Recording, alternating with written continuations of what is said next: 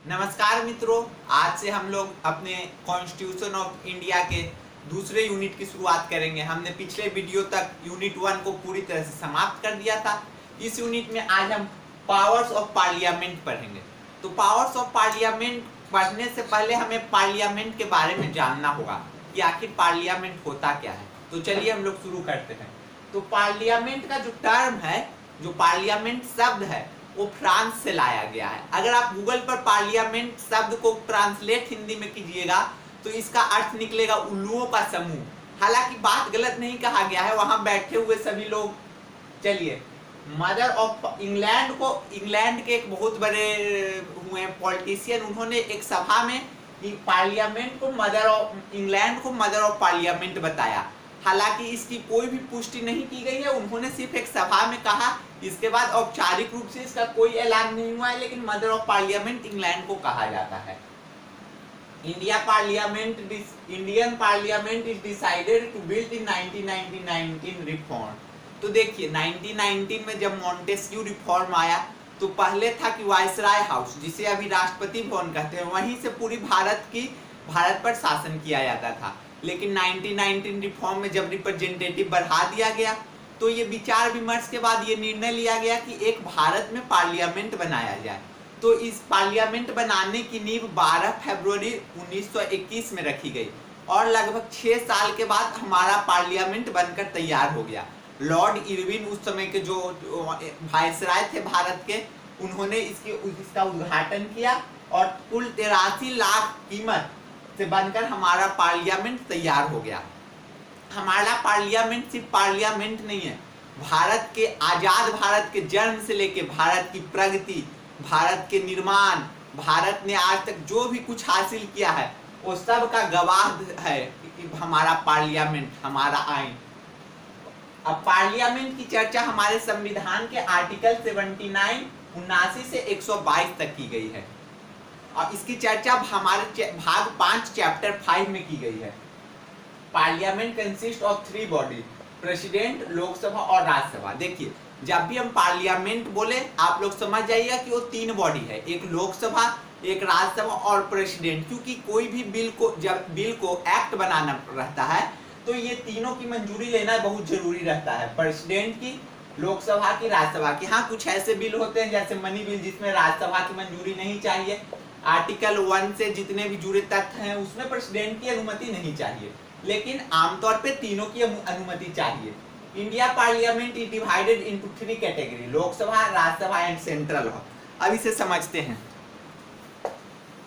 देखिए, दिल्ली में जो हमारा पार्लियामेंट है वो 3 हिस्सों में बटा हुआ है। एक तरफ राज्यसभा, एक तरफ लोकसभा है, एक तरफ राज्यसभा है और बीच में सेंट्रल हॉल है। अब देखिए, आपका भी कॉलेज में कोई छोटा मोटा फंक्शन होता होगा, फर्स्ट ईयर के लिए अलग, सेकेंड ईयर के लिए अलग, तो छोटा मोटा हॉल में हो जाता होगा। लेकिन जब कोई बड़ा सेलिब्रिटी आता है या जब कोई सभी फर्स्ट ईयर सेकेंड ईयर सबको मिला के जब कोई फंक्शन कराना रहता होगा तब वो एक बड़ा हॉल में होता होगा।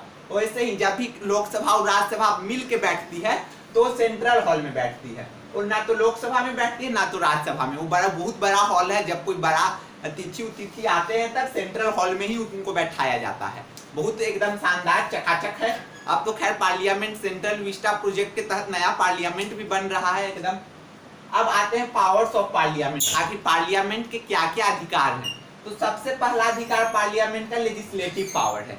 तो देखिए, लेजिस्लेटिव पावर ही तो मेन अधिकार है, क्योंकि पार्लियामेंट का जो मूल कर्तव्य है वो हमारे देश के लिए कानून बनाना ताकि गुड गवर्नेंस हो सके। तो the primary function of the parliament is to make laws for the smooth governance of country. बिना पार्लियामेंट के कोई भी कानून नहीं बन सकता और देश में लागू नहीं हो सकता। हालांकि पार्लियामेंट को सिर्फ उन्हीं सारे नियमों पर कानून बनाने का अधिकार है जो सेंट्रल लिस्ट और कॉन्करेंट लिस्ट में है। स्टेट लिस्ट पर पार्लियामेंट कानून नहीं बना सकती। इसका मतलब यह है कि सिर्फ कॉन्करेंट लिस्ट और सेंट्रल लिस्ट पर ही पार्लियामेंट कानून बना सके। Executive power. अब देखिए, एक्सिक्यूटिव पावर पार्लियामेंट के क्या होते हैं। जब हमारी संसद की कार्रवाई होती है तो सबसे पहला आवर 0 आवर होता है। 0 आवर में देश का कोई भी सांसद, चाहे वो लोकसभा का हो या फिर राज्यसभा का हो, वो देश के एग्जीक्यूटिव, मतलब देखिए जैसे जो कैबिनेट मिनिस्टर होते हैं वो लेजिस्लेटिव का भी पार्ट होते हैं और वो एग्जीक्यूटिव का भी पार्ट होते हैं, जैसे रेलवे मिनिस्टर। तो रेलवे मिनिस्टर का जो रेल मंत्री हैं वो पूरे रेलवे के लिए कार्यपालिका हो गए, लेकिन वो जब पार्लियामेंट में बैठेंगे तो वो कार्यपालिका प्लस विधायिका दोनों का रोल अदा करते हैं। तो उनसे पहला जो 0 आवर होता है उनसे सवाल पूछा जा सकता है कि आपने रेल में क्या क्या काम किया। तो वहां पे पार्लियामेंट में कभी आप देखिएगा कि अब जैसे रेल मंत्री से सवाल पूछा गया तो रेल मंत्री के सारे IAS अधिकारी, कैबिनेट सेक्रेटरी वहां एक बैठे हुए रहते हैं, तुरंत उनकी तरफ इशारा करेंगे, सवाल पूछेंगे तो इसका क्या उत्तर होगा, तो तुरंत वहां से आंसर भेजेंगे, फिर अपना रेल मंत्री जवाब देंगे। Executive parliament exercise control over executive by 0 hour calling attention motion. अब कॉलिंग अटेंशन मोशन क्या होता है, जैसे देखिए अब मोदी जी आए थे बिहार के आरा में, बोल दिए कि 1,25,000 करोड़ हम बिहार वासियों को देते हैं, यहाँ सड़क बनेगा, यहाँ हाईवे बनेगा, हॉस्पिटल बनेगा, एम्स बनेगा, और कुछ बना नहीं। तो हम लोग ये कॉलिंग अटेंशन मोशन, अब बिहार के कोई सांसद हैं वो उनको बोलेंगे कि जरा इस पे ध्यान दीजिए मोदी जी, आप तो बड़ा बड़ा वादा करके आए थे, आरा में चले गए। हालांकि देखिए ये सब होता है कुछ नहीं, बाद में बोल देंगे कि फंड नहीं था इसी कारण नहीं दे पाए, लेकिन ये सब जुमलेबाजी है। फाइनेंशियल पावर, अब फाइनेंशियल पावर क्या होता है, पार्लियामेंट की अनुमति के बिना 1 रुपया भी केंद्र सरकार खर्च नहीं कर सकती। इसीलिए आप लोग देखते होंगे फरवरी के पहला महीना में बजट सेशन आता है, बजट में सरकार बताती है कि हम पिछले साल में कहां कहां पैसा खर्च हुआ मेरा, और आने वाले साल में कहां कहां पैसा खर्च होगा, ये सब बजट, और फिर उसको पार्लियामेंट से अप्रूव कराना पड़ता है। अगर पार्लियामेंट से बजट अप्रूव नहीं हो पाया तो फिर बजट कोई भी देश का विकास नहीं होगा, देश में कोई भी विकास नहीं होगा, सारा विकास देश का रुक जाएगा।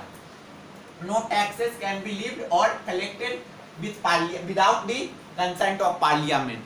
अब पार्लियामेंट की अनुमति के बिना GST पास हो जाएगा, नहीं हो पाएगा, क्योंकि जब भी कोई टैक्स का कुछ कानून हो, मनी का कोई भी कानून हो, उसे पार्लियामेंट से पास कराना ही पड़ेगा। अब कॉन्स्टिट्यूएंट पावर, अब देखिए parliament have powers to amend the constitution. Constitution में भी पार्लियामेंट बदलाव कर सकती है। जैसे देखिए पहले हमारे यहाँ वैट सिस्टम था, उसको हटा के GST आ गया, उसके बाद फिर और बहुत सारे संविधान में संशोधन होते हैं, जैसे हर 10 साल में आरक्षण वाला नीति को बढ़ा दिया जाता है, 10 साल और आरक्षण मिलेगा लोकसभा राज्यसभा में, तो पार्लियामेंट के पास होता है। लेकिन आपको एक बात बता देते हैं, याद रखिएगा, अमेरिका में ऐसा नहीं होता है। अमेरिका में जब संविधान को बदलना होगा तो उसके लिए अलग से एक संविधान सभा निर्माण की जाएगी, क्योंकि अमेरिका के सुप्रीम कोर्ट का और अमेरिका के संविधान निर्माताओं का यह कहना था कि संविधान बनाने का पावर संविधान सभा के पास है, ना कि पार्लियामेंट के पास। लेकिन हमारे यहाँ ऐसा नहीं है। जब हमारी संविधान सभा जब किसी बिल को संविधान में संशोधन करने बैठती है तो उस समय मान लिया जाता है कि संविधान सभा ही, जो वर्तमान की संविधान सभा है, वही पार्लियामेंट, मतलब कि जो संसद भवन है वो वर्तमान में कुछ समय के लिए संविधान सभा के रूप में अपना रोल अदा करती है। जुडिशियल पावर, रिमूवल ऑफ जजेस of supreme court including CJI। देखिए सुप्रीम कोर्ट के जज का रिकमेंड कर सकते हैं उन्हें हटाने के लिए, साथ में जब भी उन्हें हटाना होगा CJI chief justice of India को, तो 2/3 बहुमत से लोकसभा से और 2/3 बहुमत से सेपरेट, लोकसभा से भी 2/3 और राज्यसभा से भी 2/3 बहुमत से पास कराना होगा बिल, तभी CJI supreme chief justice of India को हटाया जा सकता है। हालांकि आज तक ऐसा हुआ नहीं है। Electoral power, participate in election of president and vice president. जो राष्ट्रपति और उपराष्ट्रपति का चुनाव होता है उसमें भी देश के पार्लियामेंट के संसद, और उसमें तो खैर राज्य के भी विधानमंडल भी पार्टिसिपेट करती है, लेकिन विधान परिषद नहीं पार्टिसिपेट करती है, क्योंकि विधान परिषद अभी सभी राज्यों में नहीं है, महज 6 राज्यों में विधान परिषद है। अब other powers, abolish legislative council.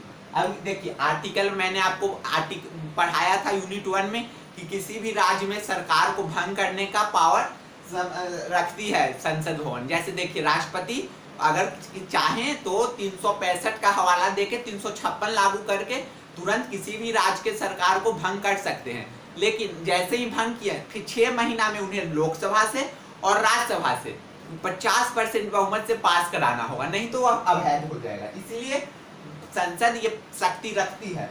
सोवर्जन body. अब देखिए संप्रभु, हमारा संविधान पूरी तरह से संप्रभुता है, संप्रभुता उसके पास है, क्योंकि उसे एक नियम बनाने के लिए, कानून बनाने के लिए किसी दूसरे देश का सलाह लेने की जरूरत नहीं है और न ही किसी दूसरे देश का बात को आगे रखने की जरूरत है। वो चाहे तो माने चाहे तो नहीं माने, लेकिन राज्यों के साथ ऐसा नहीं है।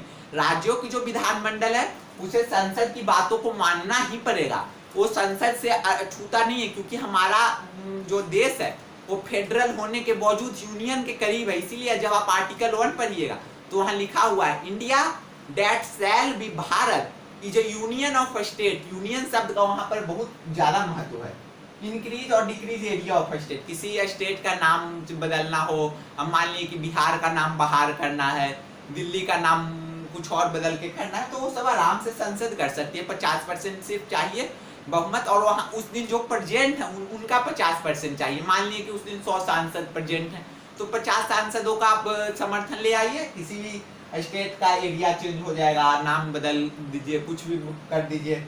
अब रिमूव प्रेसिडेंट, अब मान लीजिए कि प्रेसिडेंट को हटाना है, इम्पीचमेंट लाना है, महाभियोग। याद रखिएगा प्रोसेस जो होता है राष्ट्रपति के हटाने का भी, प्रेसिडेंट के हटाने का और चीफ जस्टिस ऑफ इंडिया के हटाने का, सभी को हटाने का प्रोसेस एक है। लेकिन जो महाभियोग है, जो टर्म है इम्पीचमेंट, वो सिर्फ राष्ट्रपति के लिए उपयोग किया जाता है। ये सब कुछ नहीं, प्रेसिडेंट को लतियाना है तब एक तरह से समझिए कि इम्पीचमेंट है। शॉर्ट में आपको समझा दिए। तो ये सारा पावर्स होता है पार्लियामेंट का। मैं आशा करता हूँ आपको यह वीडियो समझ में आया होगा। अगले वीडियो का इंतजार करें, तब तक धन्यवाद। जय हिंद।